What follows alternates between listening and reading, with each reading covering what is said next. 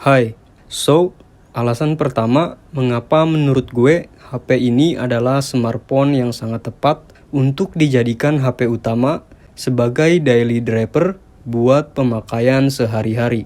Jadi kali ini gue akan sharing pengalaman gue menggunakan Poco F4. Gue akan mereview handphone ini secara tipis-tipis karena banyak channel YouTube yang membahas lebih proper. Tampilan pada layarnya ini sangat bagus, dapat memanjakan mata.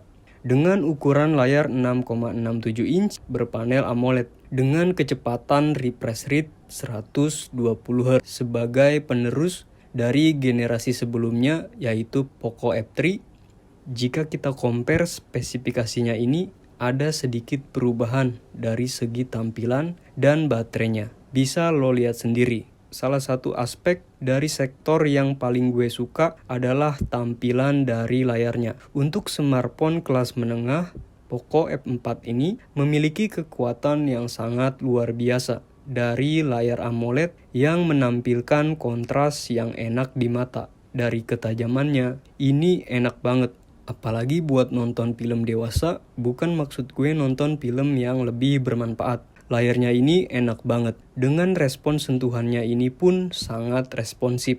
Dengan tingkat kecerahan cahaya ilahi yang sangat terang ini mencapai 900 nit dari brightness-nya. Dari tingkat kondisi paling terang sampai kondisi gelap sekalipun, kecerahan sensor otomatisnya bekerja dengan sangat baik.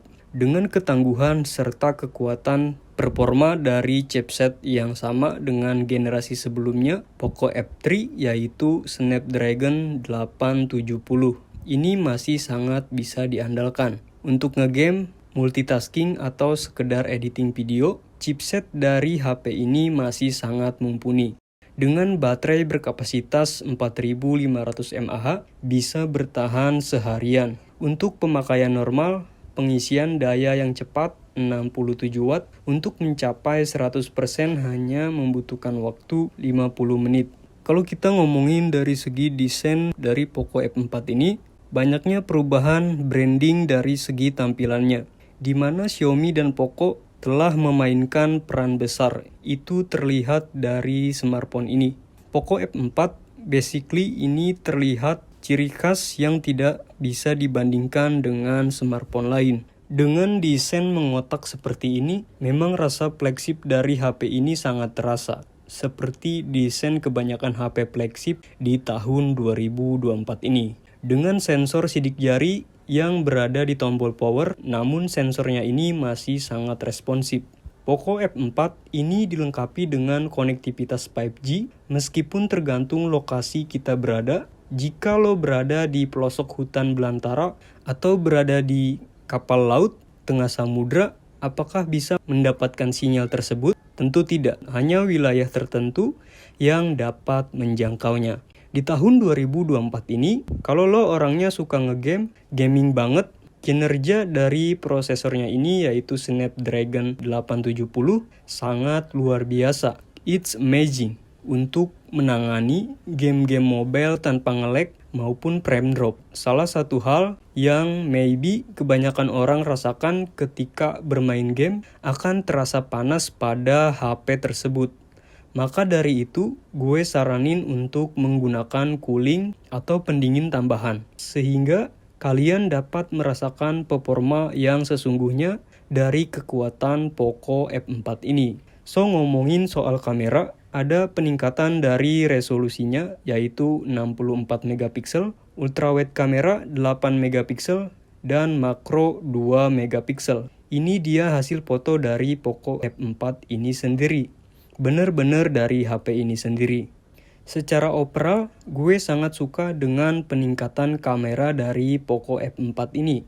Dibanding generasi sebelumnya, Poco F3, sekarang terasa sangat perbedaannya. Kesan yang dulu terlihat gelap di Poco F3, sekarang di bagian shadow-nya terangkat, dynamic range-nya terbilang luas, kontras dan ketajaman sangat oke. Namun warnanya ini agak sedikit dipoles, namun tidak menghilangkan unsur kenaturalan dari hasil jepretannya. Untuk kondisi cahaya gelap, low light, mode night mode-nya ini cukup membantu mengurangi noise dan menambah detailnya. Serta untuk perekaman video ini tersedia 4K 60 fps. Ini dia hasil perekaman video dari Poco F4 ini. Bener-bener dari HP ini sendiri. Dari banyaknya bacotan yang panjang lebar gak jelas tadi, ada satu hal yang sangat berarti dari seiringnya perkembangan zaman. Untuk desain yang terlihat modern ini sangat cocok untuk anak muda zaman sekarang dengan desain mengotak seperti ini, seperti handphone flagship pada umumnya. Memang dari beberapa aspek yang meningkat dari Poco F4 dibandingkan generasi sebelumnya, ini cukup terasa.